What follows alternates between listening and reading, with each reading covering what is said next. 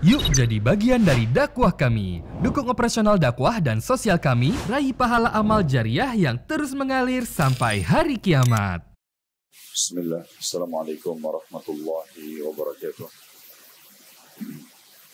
Alhamdulillah, kalimat suci dan mulia yang selalu kita panjatkan kepada Zat yang Maha Suci dan Mulia, Allah Subhanahu wa Ta'ala, satu-satunya Tuhan, pencipta, pemilik, penguasa seluruh alam semesta ini, termasuk yang menciptakan diri kita sendiri. Dan dia memiliki sifat-sifat yang maha mulia, maha agung, maha sempurna. Dan Allah Subhanahu wa Ta'ala telah memudahkan buat kita dengan mengucapkan kalimat Alhamdulillah, dianggap sudah bersyukur, dan pasti akan ditambah semua nikmat yang kita butuhkan terhadap kehidupan muka bumi ini. Maka jadilah sosok muslim yang selalu mengucapkan kalimat yang mulia ini, Alhamdulillah. Selanjutnya kita panjatkan salam hormat kita kepada utusan Allah, Nabi besar Muhammad sallallahu alaihi wa ala alihi wa sahbihi wasallam. Sebagaimana Allah telah perintahkan kita untuk mengucapkan salam hormat tersebut, tentu dengan penuh harapan kita pun akan mendapatkan apa yang telah dijanjikan, bahwasanya satu kali mengucapkan salam hormat kepada beliau akan dibalas dengan 10 salam dari Allah Subhanahu wa Ta'ala. Seperti biasa, saudaraku siman, bila Allah Subhanahu wa Ta'ala mudahkan, kita akan melanjutkan tadabbur kita Sahih At-Targhib Tarhib, dan kita masih dalam kitab ilmu, bab baru, bab ke-10, ancaman mengklaim memiliki ilmu dan juga Al-Quran. Dalam bab ini sebenarnya tidak banyak hadisnya, tetapi hadis yang ada 2 buah riwayat yang cukup panjang, yang akan insya Allah kita baca berhubungan dengan kisah Nabiullah Musa alaihi salatu wassalam. Hadis pertama ini dalam bab ini dengan sanad sahih urutan 134 dari awal kita belajar berbunyi dari Ubay bin Ka'ab radhiyallahu anhu, dari Nabi sallallahu alaihi wasallam, beliau bersabda, qama Musa alaihi salam khatiban fi bani Israil fasu'il ayyun nasi a'lam faqala ana a'lam fa'ataba Allahu alaihi id lam yarudda al-ilma ilayhi فأوحى الله إليه إن عبدا من عبادي dalam kurung بمجمع البحرين هو أعلم منك قال يا ربي وكيف بي فقيل له احمل حوتا في مكتل فإذا فقدته فهو ثم فذكر الحديث dalam kurung titik-titik في اجتماعه بالخدر إلى أن قال فانطلقا يمشيان على ساحل البحر ليس لهما سفينة فمرت بهما سفينة فكلموهم أن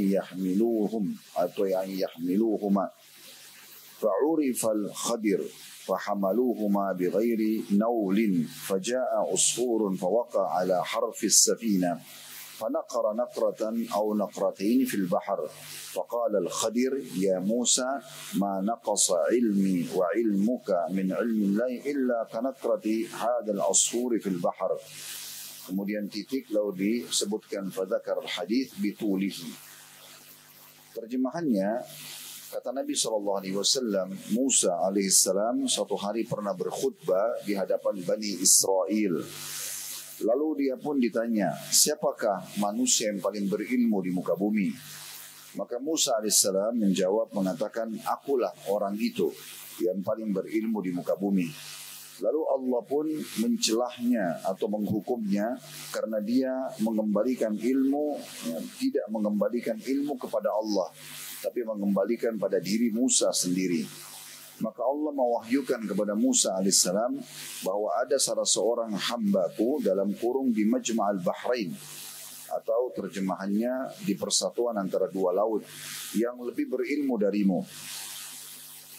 Bahwa ada seorang hamba di Majma' al-Bahrain yang lebih berilmu darimu.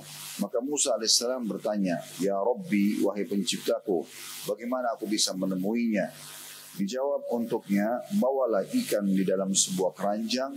Jika ia hilang darimu, maka di sanalah kamu akan bertemu dengan hambaku itu. Dalam kurung, lalu Nabi SAW menjelaskan hadis tentang bertemunya Musa dengan Khidir sampai beliau bersabda, lalu keduanya berjalan di tepi pantai, keduanya tidak memiliki perahu. Kemudian sebuah perahu pun berjalan atau berlayar melewati mereka. Maka keduanya meminta kepada pemilik perahu agar memberi tumpangan kepada mereka berdua.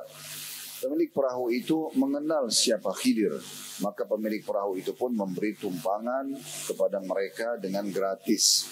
Lalu datanglah seekor burung yang hinggap di ujung perahu itu. Burung itu mematok 1 atau 2 kali patokan di laut.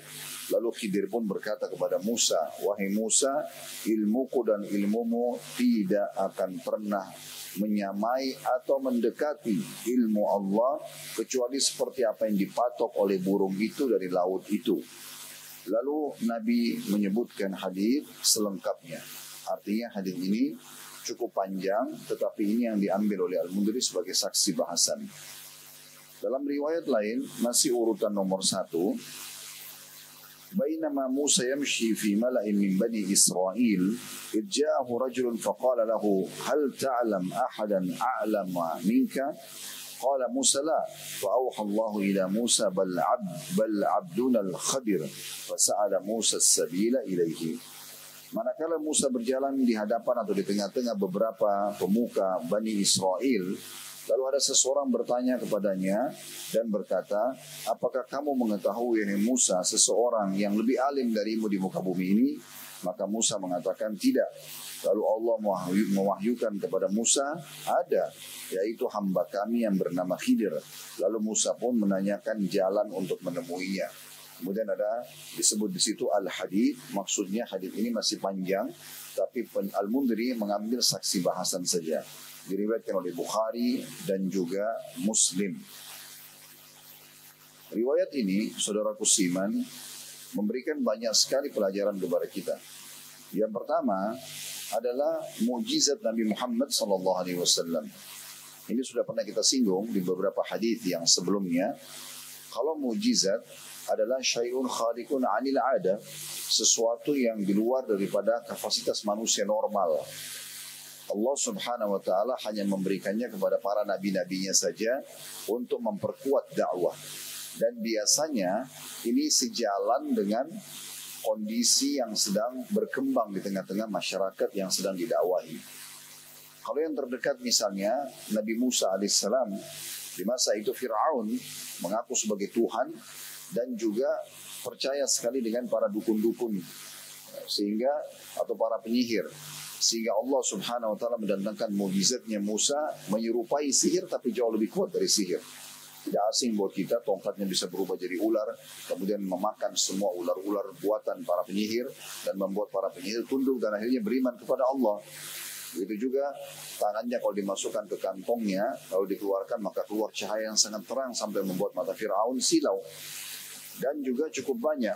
Ada Al-Quran disebutkan ada 9 tanda-tanda mukjizat Musa yang Allah berikan diberikan kepada Musa dari Allah Subhanahu wa taala, di antaranya adanya katak yang menyebar di wilayah kekuasaan Fir'aun yang mengganggu orang-orang yang tidak beriman sama Allah dan mereka tidak bisa keluar dari permasalahan itu, menghilangkan katak-katak yang sedang mengganggu dengan ributnya suara mereka dan penuh sampai di rumah-rumah mereka, di meja makan mereka, di ruang tamu mereka, di tempat tidur mereka, kecuali memohon kepada Musa agar Allah menghilangkan itu dan Allah kabulkan.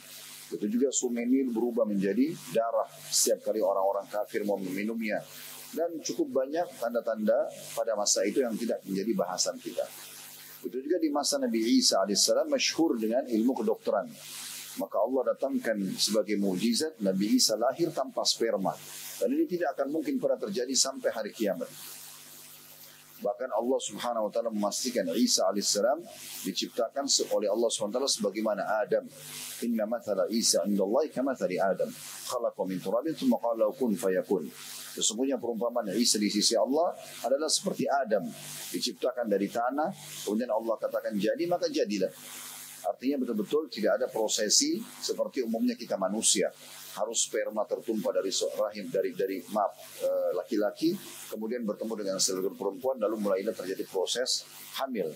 Ini betul-betul suci. Tidak ada sama sekali campur tangan laki-laki dan akhirnya Maryam hamil. Seperti itu kurang lebih. Dan dia juga bisa berbicara di masa buaian, menyembuhkan penyakit, lalu kemudian bisa juga membentuk rupa sebuah hewan, misalnya burung dari tanah. Lalu Nabi Isa hanya mengatakan, jadilah, terbanglah, maka tiba-tiba menjadi hewan asli. dan sekian banyak mukjizat yang Allah berikan. Di masa Nabi Muhammad SAW, karena dakwah beliau lebih global lagi, karena Nabi SAW mengatakan kepada kita semuanya, seluruh nabi-nabi sebelumku diutus khusus untuk kaumnya saja. Lingkupnya hanya di tempat yang dia berdakwah. Tapi aku diutus untuk seluruh alam semesta. Jadi memang lingkupnya nabi-nabi sebelum Muhammad SAW itu hanya kaumnya. Seperti Nabi, kalau anda pernah dengar Bani Israel, tadi dalam riwayat kita disinggung, Nabi Musa sedang berdakwah di Bani Israel. Bani artinya keturunan, Israel nama lainnya Nabi Yakub. Dan semua keturunan Nabi Yakub dikenal dengan Israel. Nah di sini Nabi Musa alaihissalam hanya diperintahkan berdakwah di Bani Israel. Tidak ada kewajiban Nabi Musa waktu itu datang ke Indonesia untuk menyampaikan agamanya, untuk datang ke wilayah-wilayah lain yang tidak ditunjuk. Bahkan sebelum Nabi Muhammad SAW, kadang-kadang Nabi itu semasa satu sama yang lain. Nah seperti tadi disinggung dalam riwayat ini dan tidak asing bagi Bapak Ibu kalau kita baca malam Jumat atau hari Jumat surah Al-Kahfi, bagaimana bertemunya antara Musa dan Khidir. Artinya ada satu masa Nabi yang beda lokasi dakwah tapi mereka hidup semasa. Begitu juga kita tahu Nabi Ibrahim AS dengan ponakannya Nabi Lut semasa tapi beda lokasi dakwah.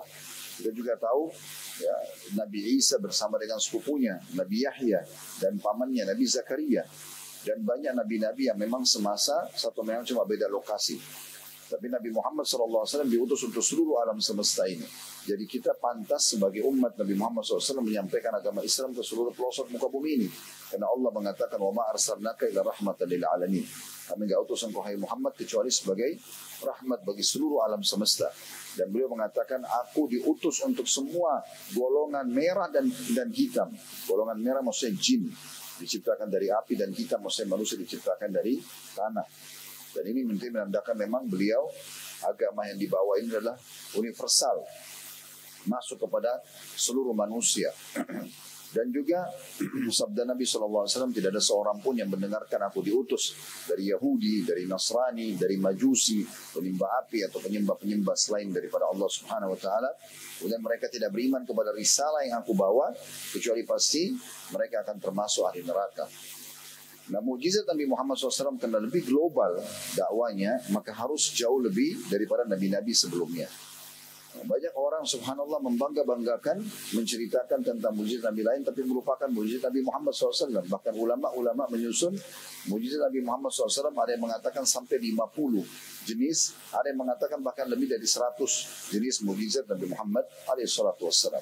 Tapi secara umumnya dibagi dua oleh para ulama. Yang pertama dalam bentuk informasi, yang kedua dalam bentuk sesuatu yang nampak di depan mata di masa hidupnya beliau saja.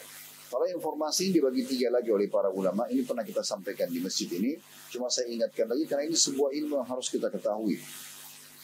Kalau informasi dibagi tiga, yang pertama informasi tentang umat-umat sebelum kita. Dan diantaranya kisah hadis yang kita baru sampaikan.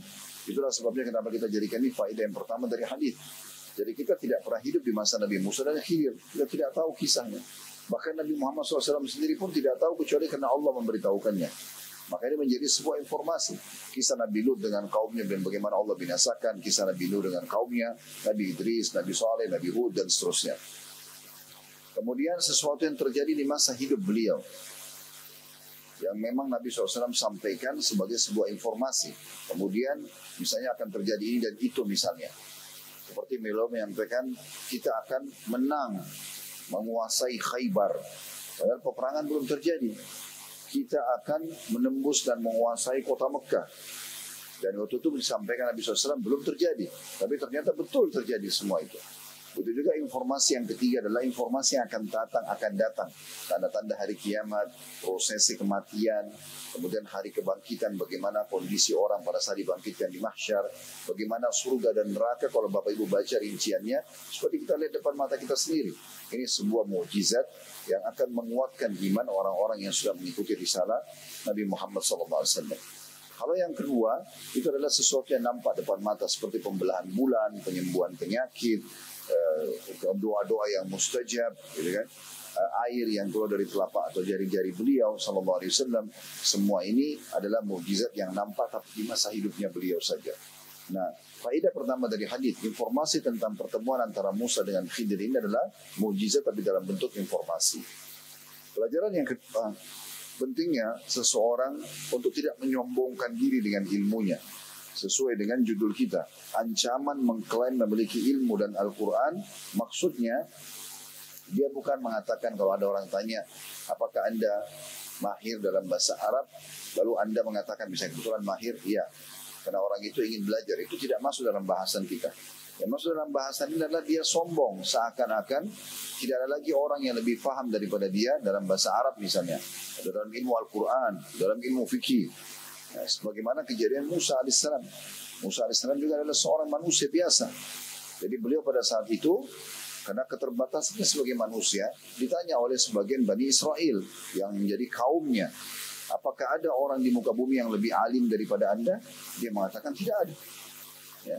Sebatas ilmunya tidak ada. Di sini Allah Subhanahu wa taala menghukum Musa alaihissalam, tapi menghukum ini tanda kutip sebagai sebuah pembelajaran dan memberikan pelajaran penting juga kepada kita bahwasanya nabi-nabi pun sosok manusia. Nabi-nabi pun melakukan kesalahan, tetapi kesalahan mereka itu maksum. Allah langsung luruskan dan tidak berlarut-larut, beda dengan kita.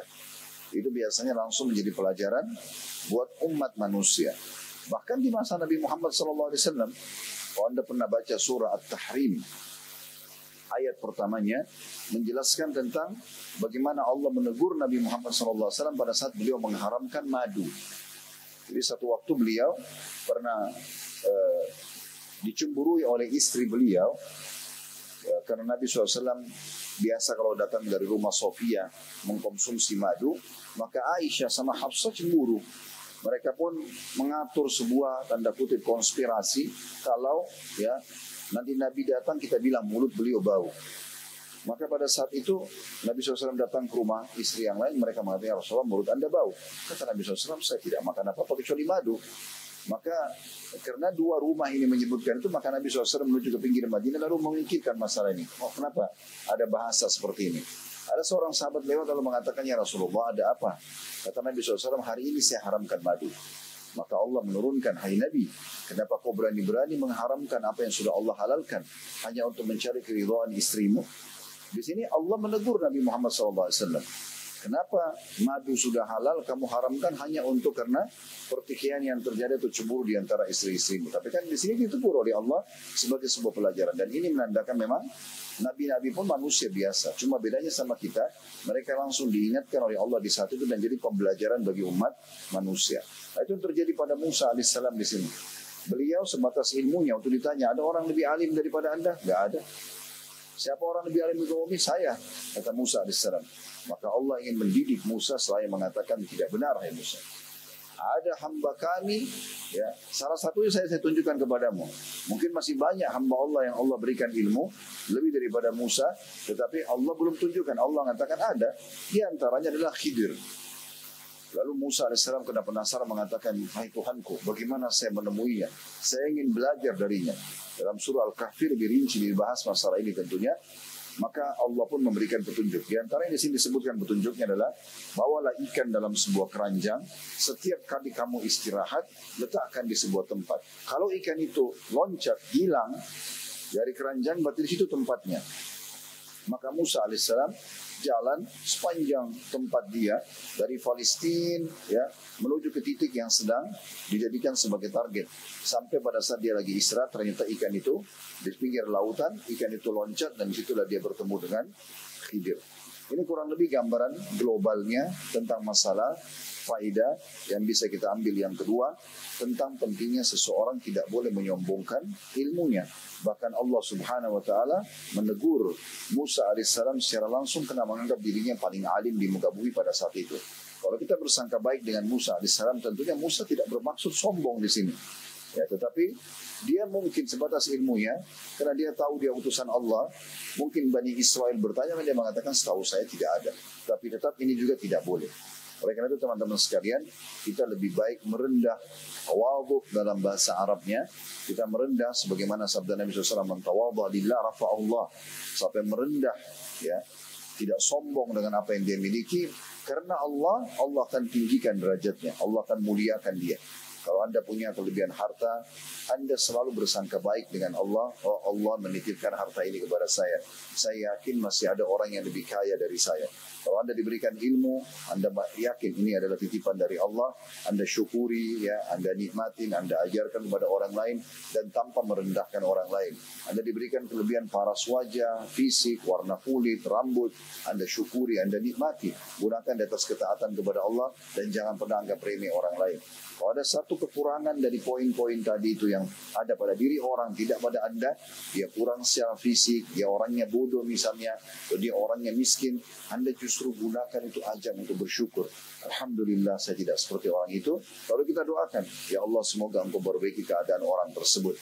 Maka itu yang disunnahkan dan diajarkan di dalam agama Allah. Kita tidak boleh menyombongkan diri. Dan ingatlah sabda Nabi SAW, siapapun yang dalam hatinya ada seperti biji sawi dari kesombongan, maka tidak akan pernah mencium bau surga. Kita harus hati-hati, karena semua ini adalah titipan dari Allah Subhanahu wa Ta'ala. Pelajaran yang ketiga yang bisa diambil, bahwasanya nabi-nabi hidup, ya, di masa-masa mereka, dan juga mereka menyampaikan dakwah kepada umat manusia yang telah diperintahkan, serta juga mereka belajar dari pengalaman-pengalaman hidup mereka. Ini menandakan kita pun manusia biasa belajar dari pengalaman kita.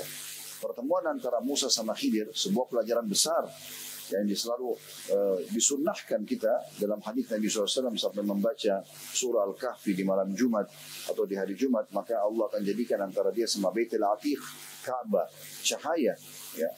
Dan ini berarti menandakan karena kita dianjurkan setiap pekan mengulangi surah ini, surah nomor 18 dalam Al-Quran, berarti kita harus petik hikmah di situ.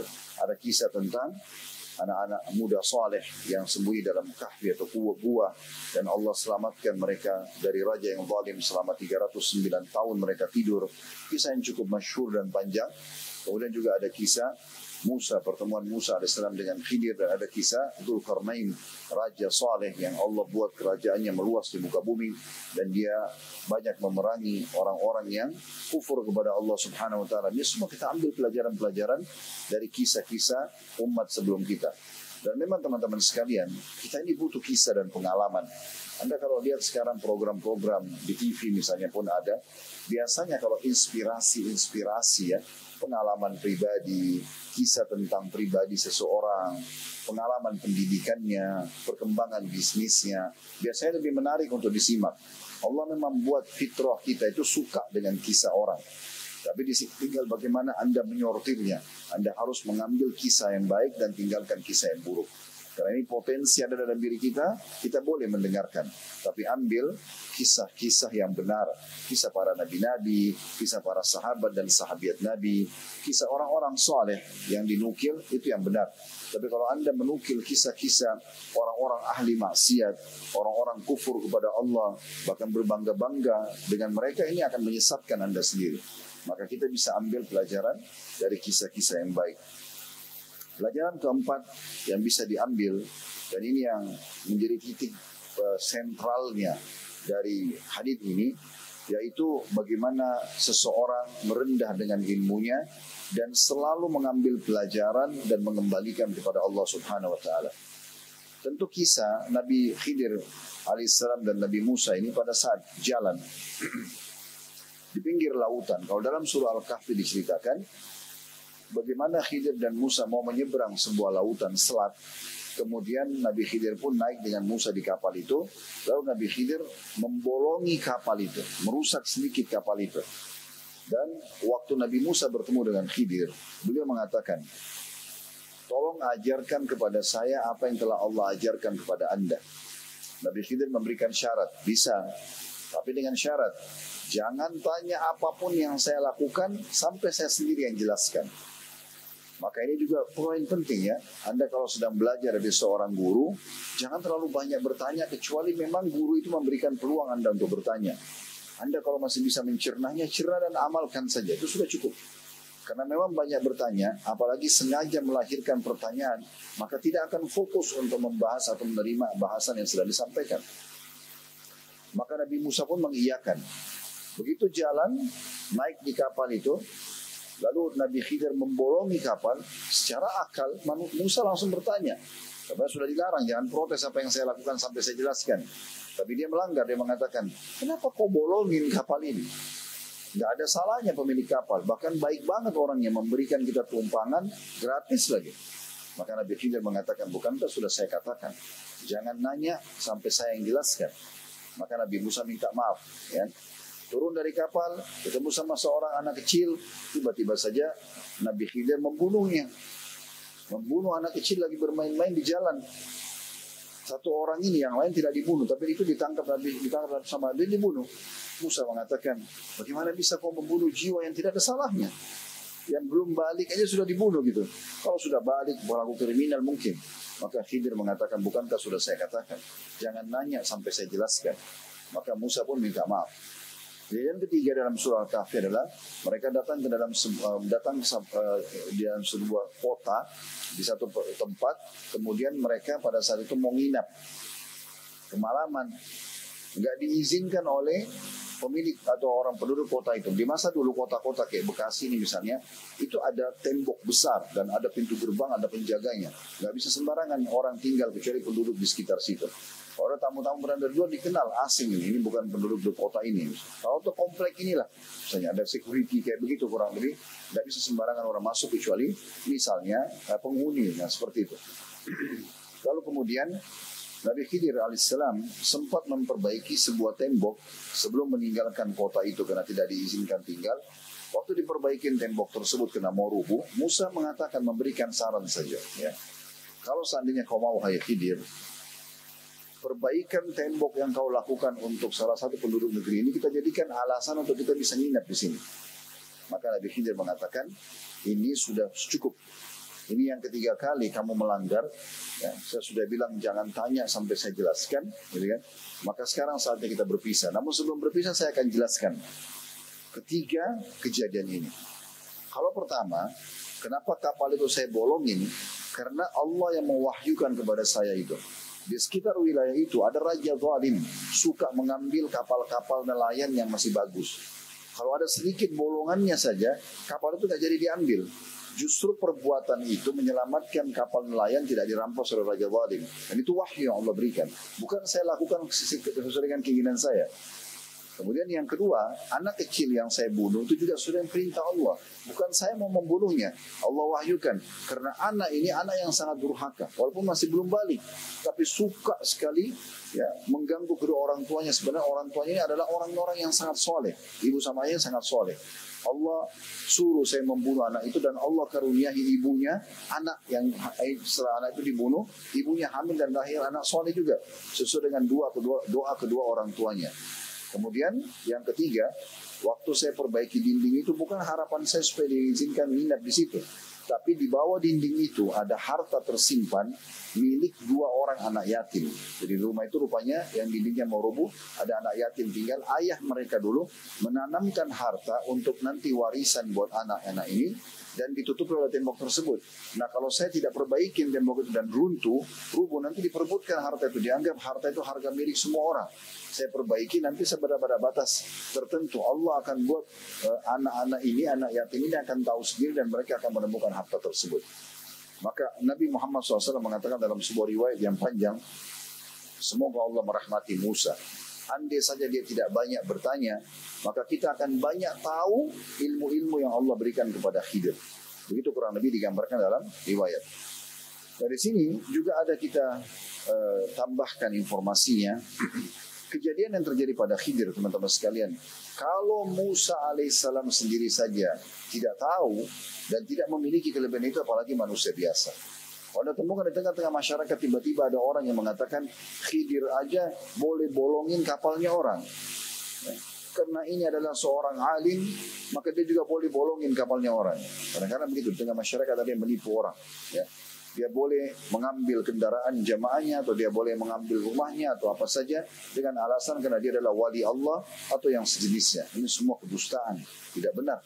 Ya, ini hanya diberikan, ilmu ini hanya diberikan kepada Khidir saja. Bahkan di tengah-tengah masyarakat kita ada, saya pernah dengar mereka mengatakan ada ilmu namanya milladun. Ya. Diambil dari mana? Dari potongan ayat Al-Quran. Allah mengatakan tentang Khidir, Kami berikan ilmu dari sisi kami. Min ladunna maksudnya dari sisi kami. Kalau mereka menarik itu seakan-akan ada ilmu seperti ini.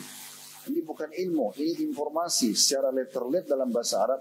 Min ladunna ilma dalam surah Al-Kahfi maksudnya kami berikan ilmu dari sisi kami hanya untuk Khidir saja. Makanya diceritakan Nabi Musa aja nggak tahu ilmu itu. Kalau Nabi Musa nggak tahu apalagi kita kan gitu. Itu juga tidak boleh sembarangan bunuh orang. Karena itu hanya mukjizatnya Nabi Khidir. Nabi Musa aja nggak tahu kalau apa yang terjadi pada masa depannya anak tersebut. Dan Nabi Khidir tidak berdosa karena Allah yang memerintahkan sebagai pencipta. Gitu kan? Begitu juga dengan masalah tadi, rahasia ada harta yang tertimbun di bawah tanah. Karena dukun-dukun menunggangi informasi seperti ini. Kemudian menjualnya untuk kehidupan mereka di tengah-tengah manusia. Maka harus hati-hati teman-teman karena ini hanya mukjizat Nabi saja. Dan di sini yang kita ingin titik beratkan poinnya adalah bagaimana selain surah Al-Kahfi tadi menjelaskan 3 kejadian tersebut, dalam hadis ini diceritakan yang lain, tambahannya.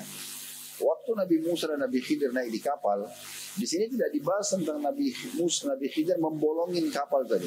Tetapi yang dibahas adalah ada seekor burung datang hinggap di perahu itu. Kemudian burung itu mematokkan mulutnya ke lautan sekali atau 2 kali patokan. Lalu Nabi Khidir berkata kepada Musa, wahai Musa, sesungguhnya ilmuku dengan ilmumu.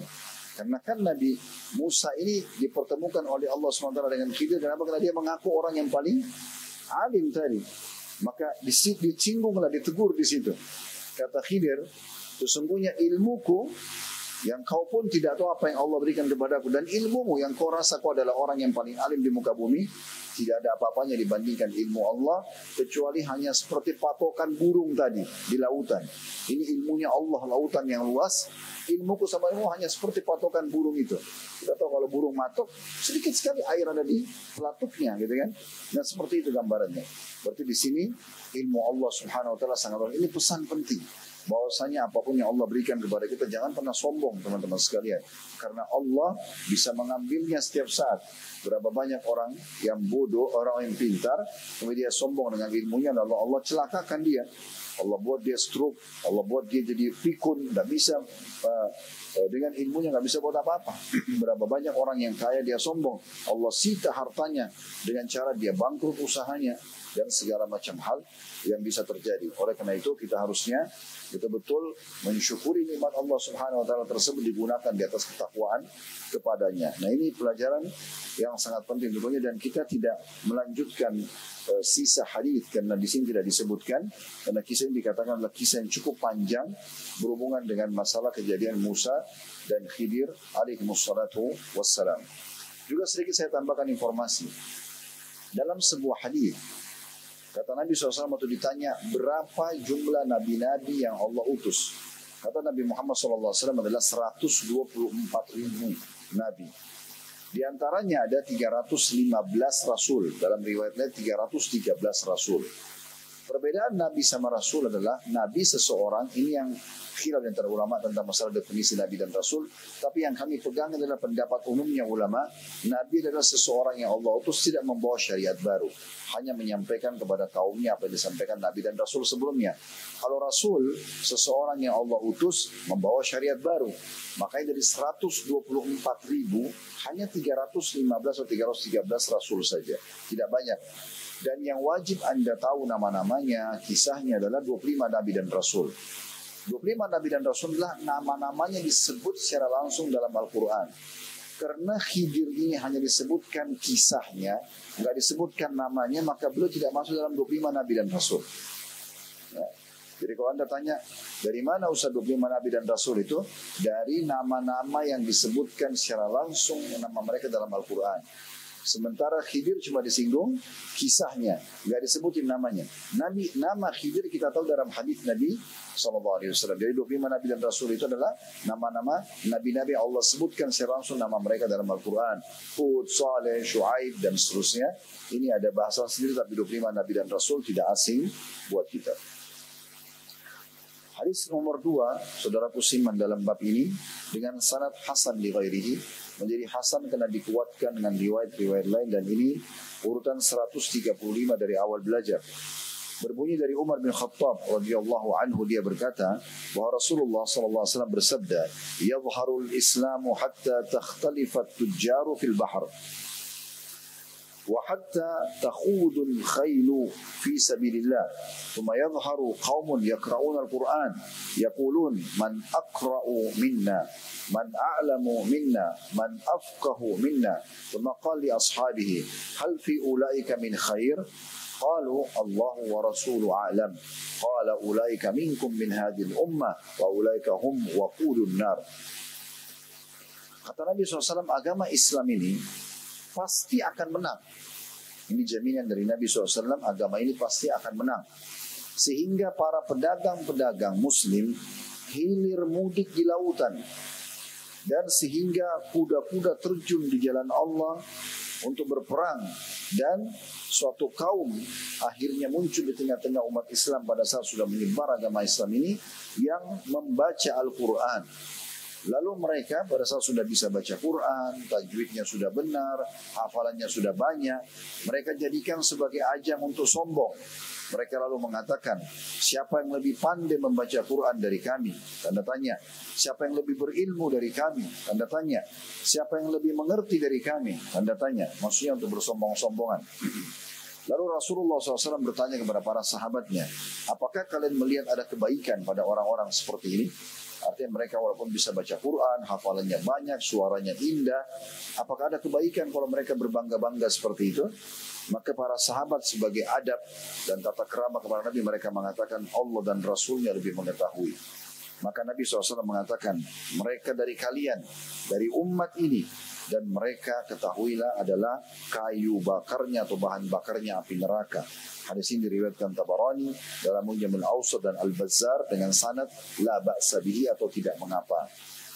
Riwayat nomor 3 hanya urutan nomor 3 hanya disebutkan riwayatnya, maka saya baca juga dengan sanad hasan riwayatnya menjadi hasan karena dikuatkan dengan riwayat-riwayat lain, dan ini urutan 136 dari awal belajar berbunyi, dan diriwayatkan pula oleh Abu Ya'la, Al-Bazzar dan At-Tabarani dari hadis Al-Abbas bin Abdul Muttalib radhiyallahu anhu. Riwayat ini, saudaraku seiman, memberikan juga banyak sekali ilmu kepada kita. Yang pertama, agama yang sedang Anda anut ini agama yang paling benar. Karena Allah mengatakan inna dina indallahi Islam dalam surah Al-Imran surah nomor 3 ayat 19. Sesungguhnya agama di sisi Allah adalah Al-Islam. Allah enggak pernah turunkan agama baru. Semua nabi-nabi agamanya sama. Anda sebagai umat Muhammad SAW punya kewajiban meyakini Allah tidak pernah turunkan agama lain. Cuma ada satu agama Islam. Itu yang agama sah.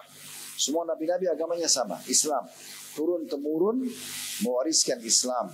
Dari Nabi Adam Muslim, Nabi Idris Muslim, Nabi Nuh Muslim, Nabi Hud Muslim, Shu'aib, Salih, sampai Musa, Isa dan Muhammad alaihissalam semuanya adalah Muslim. Mereka agama Islam. Makanya kata Nabi Muhammad SAW, perumpamaan aku dengan nabi-nabi sebelumku adalah ibarat seperti satu bangunan yang sangat indah. Orang-orang mengelilinginya seraya memuji-mujinya. Oh, bagus banget bangunan ini. Lalu mereka menemukan ada satu batu bata yang belum diletakkan. Lalu mereka berkata satu sama yang lain, andai saja satu batu bata yang diletakkan, maka pasti sempurnalah bangunan ini.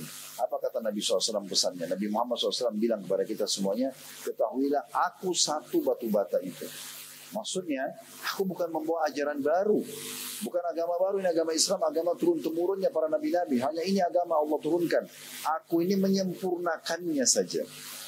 Perbedaan antara nabi-nabi dan rasul adalah di syariatnya, di hukum-hukumnya. Ada hukum-hukum yang terus berlanjut estafetnya, ada yang Allah hapus. Kalau Allah mau hapus, Allah hapus peraturan-peraturannya. Makanya datang rasul yang membawa syariat baru. Seperti itu gambarannya. Jadi kita perlu faham tentang poin agama Islam. Dan agama yang Anda anut ini, selain dia memang agama yang di sisi Allah dan paling benar, pasti akan benar. Anda menjalankan syariat atau tidak, Allah akan datangkan orang yang menjalankan syariatnya. Ya. Anda mengakini ini menang, tersebar atau tidak, akan tersebar dan akan menang. Tidak mungkin tidak. Bahkan ada sebuah hadis tentang tanda-tanda hari kiamat. Kata Nabi SAW, nanti menjelang hari kiamat tidak ada satu rumah pun kecuali akan dimasuki oleh Islam. kecuali dimasuki oleh Islam. Nanti di muka bumi ini tidak ada lagi agama kecuali Islam saja. Tidak ada agama lain. Dan itu puncaknya dalam beberapa riwayat sahih disebutkan di masa turunnya Nabi Isa alaihissalam di akhir zaman nanti. Sampai kata Nabi Muhammad SAW, bagaimana umat ini sesat di awalnya sementara aku ada, dan sesat di akhirnya sementara ada Isa. Dan Isa AS pada saat turun nanti di akhir zaman, bersama dengan pasukan muslimin untuk memerangi Dajjal, dan pada hari kiamat Anda mau lebih jauh, sudah kami pernah jelaskan di bedah buku yang lain, di dunia Minhajul Muslim, tanda hari kiamat tentang keluarnya Dajjal. Atau Anda ketik nama kami di YouTube misalnya, ketik kisah Dajjal, sudah kami ceritakan panjang lebar. Nanti kalau Dajjal keluar, Allah SWT izinkan dia membuat kerusakan di muka bumi selama 40 hari. Lalu Allah turunkan Isa AS dari langit, karena Allah angkat Nabi Isa ke langit. Kemudian dia pun akan turun dan bergabung dengan pasukan muslimin, lalu memerangi Dajjal dan terbunuh di tangannya. Nah di saat itu Nabi Isa AS menerapkan hukum Al-Quran, bukan lagi menerapkan Injil. Dalam beberapa riwayat, beliau hancurkan salib, beliau membunuh babi, dan akhirnya diterapkanlah syariat Islam di muka bumi. Kata Nabi SAW, di masa itu orang hanya bisa memilih Islam dan dia mulia atau dia akan dihukum mati. Maka tidak ada lagi agama lain di masa itu. Tapi itu Allahu alam kapan terjadi. Cuma penyampaian Nabi SAW sebuah informasi mukjizat yang kita harus yakini. Nanti akan tersebar Islam di muka bumi. Walaupun setelah Nabi Isa AS diwafatkan oleh Allah Subhanahu Wa Taala dan setelah selesai kasus Ya'juj Ma'juj yang disebutkan juga di dalam surah Al-Kahfi, maka manusia mulai sesat lagi dan Allah akan menghembuskan angin yang akan mewafatkan semua orang-orang beriman, serta tersisa di muka bumi orang-orang yang jahat saja karena mereka mulai meninggalkan agama Allah setelah iblis menjelma jadi manusia. Dan pada saat itu keadaan fisik mereka, kata Nabi SAW, baik, ekonomi mereka baik. Lalu iblis mengatakan, maukah saya tunjukkan kepada kalian sesuatu yang baik untuk kalian sembah? Lalu iblis memandu mereka kepada sembah berhala, lalu kembali mereka menyembah berhala, dan pada mereka lah ditiupkan sangkakala dan terjadi kiamat. Tentu ini kisah panjang berhubungan dengan tanda-tanda hari kiamat, tapi ini adalah informasi yang Nabi SAW sampaikan kepada kita bahwasanya memang Islam itu akan menyebar nanti. Ini pelajaran yang pertama, bahwasanya Islam itu benar-benar akan menyebar dan ini adalah agama yang paling benar di sisi Allah Subhanahu wa Ta'ala. Kemudian pelajaran yang kedua, walaupun di sini tentu ada disebutkan tentang cirinya ya, para pedagang-pedagang muslim akan menyebar di lautan. Kita tidak asing sekarang, orang-orang muslim leluasa sekali berniaga di lautan, bisnis ya. Mungkin di masa kita pakai kontainer, kapal-kapal yang besar berlayar di lautan. Kemudian juga disebutkan di sini bahwasanya kuda-kuda akan digunakan berperang di jalan Allah, dan itu sudah terjadi di masa meninggalnya Nabi SAW, di masa Khulafaur Rasyidin. Pernah kami ceritakan bagaimana di masa Abu Bakar mulai dibentuk pasukan ekspansi ke wilayah negeri Syam, utara Jazirah Arab. Kemudian dilanjutkan estafetnya oleh Umar bin Khattab di tahun 15 Hijriah sampai akhirnya negeri Syam, Libanon, Syria, Palestina dan Jordania takluk di tangan kaum muslimin di pasukan Umar bin Khattab. Kemudian tahun 16-nya Umar bin Khattab bentuk lagi pasukan dipimpin oleh Sa'ad bin Abi Waqqas menyerang wilayah Persia, Irak, Iran, Afghanistan dan takluk di tangan kaum muslimin juga. Kemudian tahun 20 Hijriah, Umar bin Khattab mengutus juga Amr bin As untuk melakukan wilayah Afrika, mulai dari Mesir, dan berhasil melakukan pada saat itu. Jadi di masa itu ekspansi kuda-kuda berperang di jalan Allah luar biasa. Sampai-sampai di masa Umar bin Khattab 10 tahun itu dikenal dengan masa kejayaan ekspansi Islam, tahun 13 sampai tahun 23 Hijriah. Jadi seluruh Jazirah Arab, daerah timurnya, Irak, Iran, Afghanistan, umumnya di Persia takluk. Daerah baratnya, Afrika, juga mulai dari Mesir, Afrika Utara, kemudian menyebar Tunis, Jazair, dan Maroko, dan nanti akhirnya ekspansi Islam menuju ke Eropa, Spanyol, itu juga terbuka. Dan di wilayah utaranya, negeri Syam juga takluk. Di masa Umar bin Khattab inilah kunci Baitul Maqdis diserahkan kepada kaum muslimin. Di zaman Utsman bin Affan, masa kejayaan, karena sudah luas sekali wilayah kekuasaan, banyak harta kaum muslimin, maka pemakmuran masyarakat. Di masa Ali, penyelesaian fitnah internal yang terjadi di antara kaum muslimin karena keluarnya kelompok Khawarij yang banyak mengkafirkan dan membunuh kaum muslimin dan diperangi oleh Ali. Kemudian ekspansi terus berlanjut di masa dinasti Umayyah. Ya, kerajaan pertama dalam Islam yang berkuasa dari tahun 40 sampai 132 Hijriah. Dan di situ banyak sekali peperangan-peperangan yang terjadi. Kalau kita ingin sebutkan itu panjang sekali. Karena ini masa puluhan tahun dari tahun 40 sampai 132 Hijriah. Kemudian berdiri dinasti kedua Abbasiyah tahun 132 sampai 656 Hijriah. Lalu runtuh di tangan suku Tatar, berdiri Utsmaniyah di Turki sampai berubah jadi Republika kurang lebih 1924 yang lalu atau 101 tahun yang lalu. Setelah itu umat Islam sudah hidup di negara masing-masing. Tapi ini sejarah sangat besar sekali dari kaum muslimin bagaimana mereka memang mengekspansi agama Islam di jalan Allah. Nah, kemudian disebutkanlah ini pelajaran yang kedua. Di masa kemakmuran yang kita sekarang, alhamdulillah, kita bisa lihat Indonesia saja. Pemimpin kita Muslim, negara kita menerapkan mayoritas hukum-hukum Islam, gitu ya. Dan saya sangat tidak setuju kalau ada yang mengatakan, oh negara kita ini tidak menerapkan hukum Islam. Bagaimana caranya? Ini pengajian hukum Islam, masjid dimakmurkan, azan dikumandangkan, Ramadan diiklankan oleh pemerintah, Lebaran diiklankan, zakat boleh ada Basnas yang mengurusnya pemerintah, juga masyarakat boleh kalau punya potensi dan mereka buat mengajukan ke pemerintah untuk punya yayasan, mengurus yayasan zakat, itu juga bisa seperti kami sekarang sedang mengajukan proses itu. Kemudian juga haji, ada haji pemerintah, dibantu oleh pemerintah gitu kan. Jadi negara kita negara yang luar biasa, mayoritasnya Muslim, dindingnya Muslim. Tinggal beberapa hukum kayak pencuri dipotong tangannya mungkin belum diterapkan. Kita berharap satu waktu Allah SWT mudahkan. Jadi kita harus bersyukur dan menjaga nikmat yang besar ini harusnya. Nah, lingkup di negara kita saja kita berbicara, ya, ini biasanya kalau sudah dalam kondisi makmur seperti ini, kaum muslimin itu digoda oleh syaitan dengan metode yang berbeda. Ya. Kalau kita masih sedikit, seperti dulu kasus di awal-awal Islam, maka Islam itu jauh lebih kental. Orang mulai mengamalkan, kemudian mulai diekspansikan. Tapi setelah ekspansi mulai terkenal, mulai banyak menyebar, ini syaitan menggunakan metode yang berbeda dalam menggoda. Mulailah sombong satu sama yang lain, mulailah merebut harta satu sama yang lain. Padahal semuanya diharamkan dalam agama. Seandainya umat Islam menerapkan syariat Allah dengan benar, pasti akan jauh lebih makmur kita. Masalahnya tidak seperti itu. Mulai masuk sama-sama di masjid, yang muncul ada bisikan syaitan hasad sama saudaranya Muslim. Mulai berbisnis, mulai menipu saudaranya Muslim. Mulai ini dan itu. Ini yang terjadi.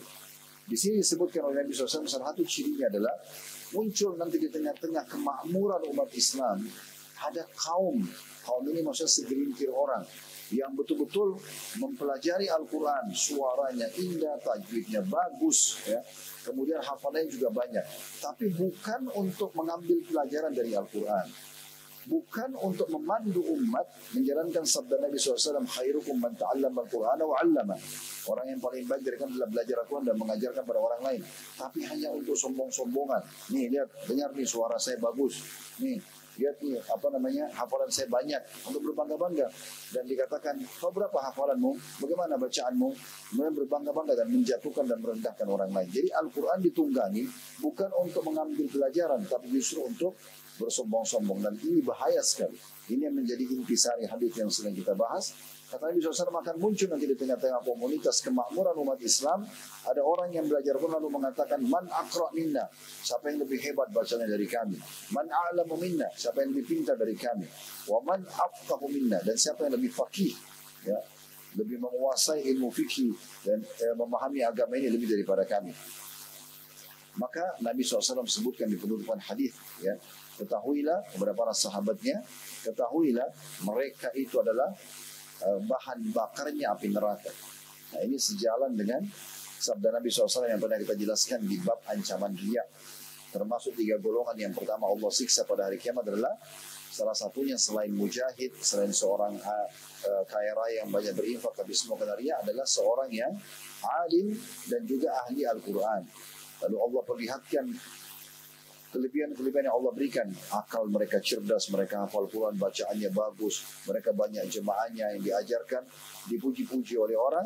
Lalu Allah datangkan hari kiamat, Allah tanya, apa yang kau lakukan dengan ilmu yang saya kasih? Apa yang kau lakukan dengan suara indah dan hafalan yang banyak? Ya Allah, tidak ada waktu di siang dan malam hari kecuali saya gunakan Al-Quran untuk saya baca ya di jalanmu, ya karenamu. Maka Allah mengatakan kau telah dusta. Kau baca Quran supaya kau dibilang qari, supaya dikatakan kau ini orang alim. Maka itu sudah diucapkan, kau sudah dapat.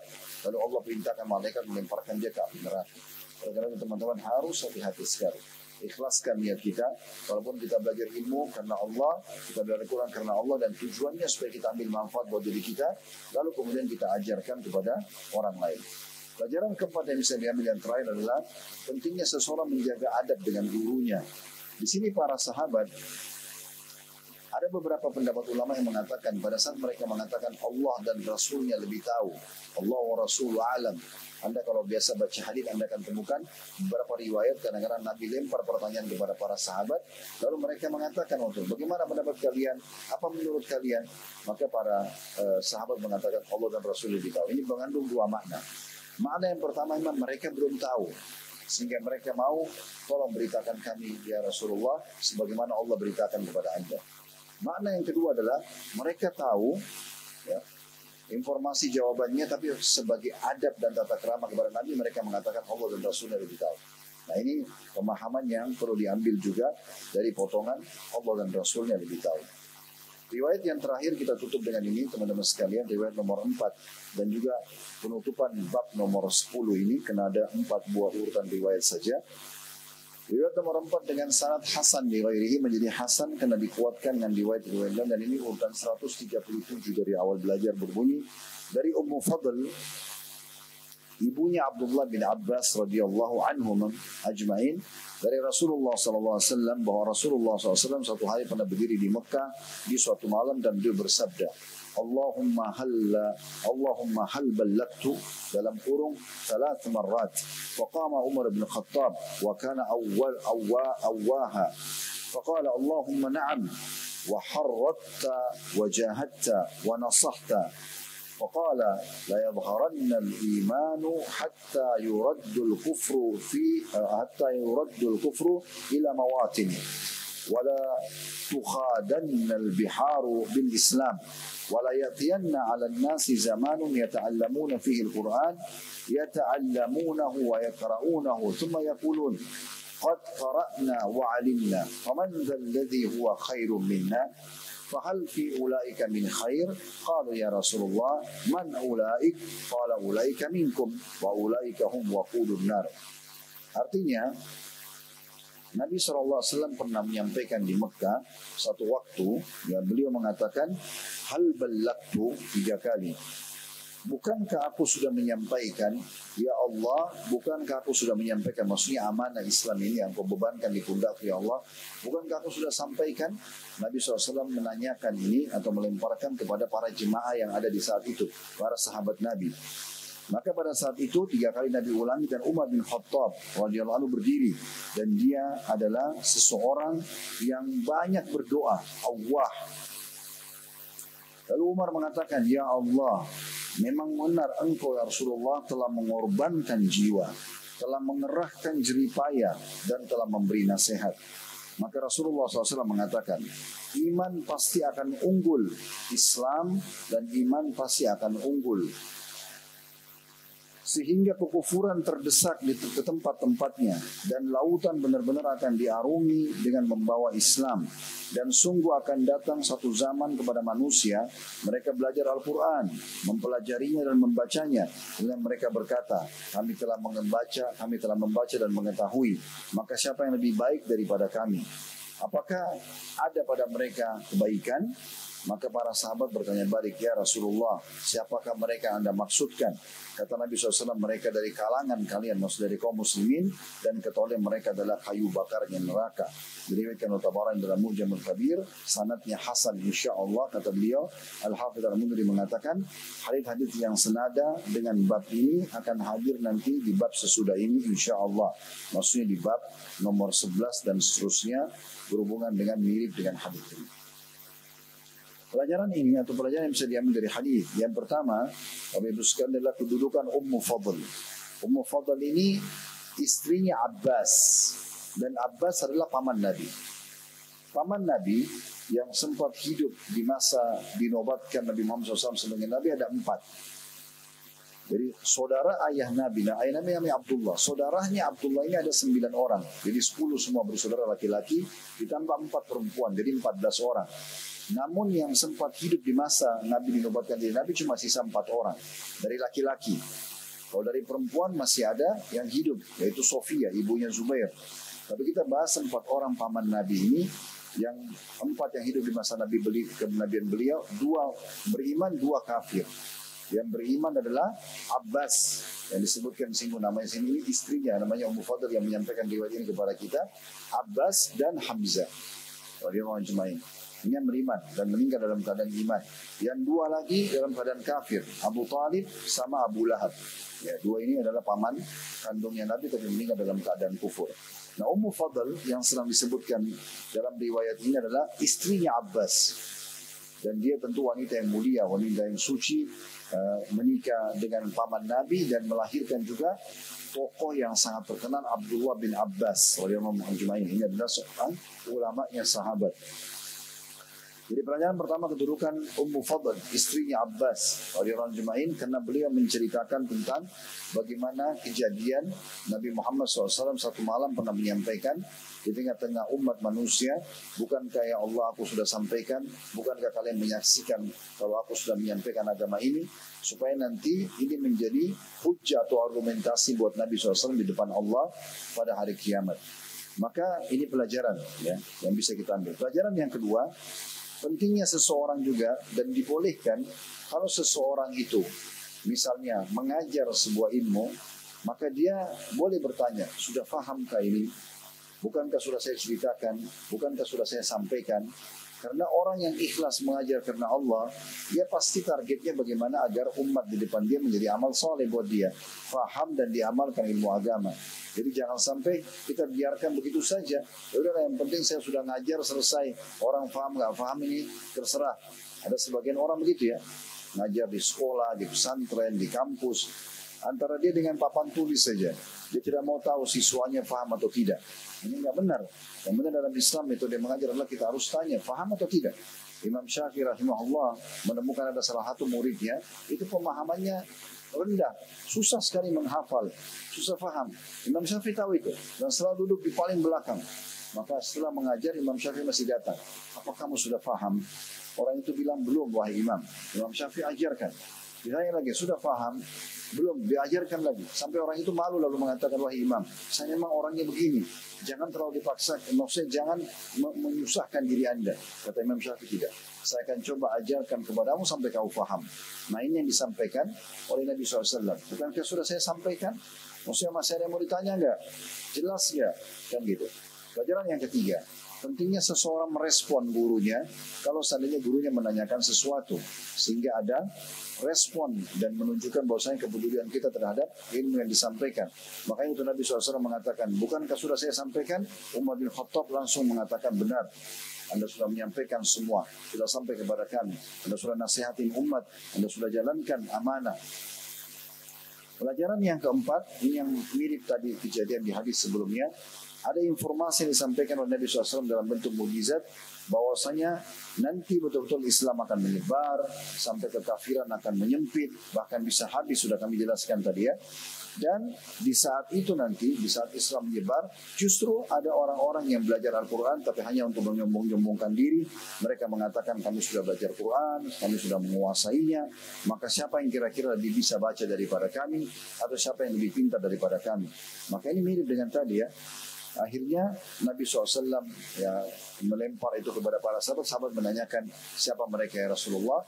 Kata Nabi SAW, dari golongan kalian, maksudnya dari umat Islam ini, tapi mereka hanya riak saja baca Al-Quran.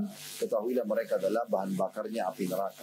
Mereka adalah bahan bakarnya api neraka. Ini mirip penjelasan dengan sebelumnya tentunya, bahwasanya ini mukjizat dari Nabi SAW, dan harusnya seseorang belajar Al-Quran, belajar agama ini bukan untuk menyombong-nyombongkan diri, tapi justru untuk mendapatkan manfaat buat dirinya sendiri, lalu dia menambah pahala dengan mengajarkan kepada orang lain dengan ikhlas, supaya bisa menambah atau menjadi amal jariah buat dia. Allahu a'lam.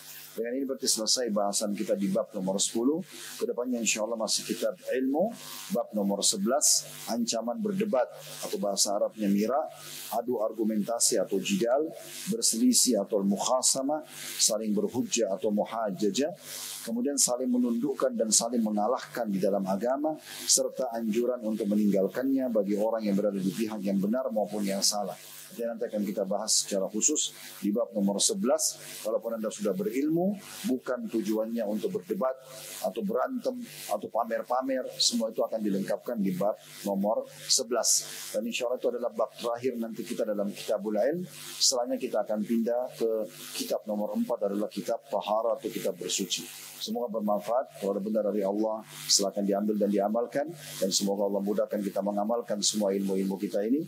Dan kalau ada salah dari saya beristighfar dan mohon maaf kepada jemaah sekalian. Subhanakallahumma bihamdika asyhadu an la ilaha illa anta astaghfiruka wa atubu ilaik. Wassalamualaikum warahmatullahi wabarakatuh.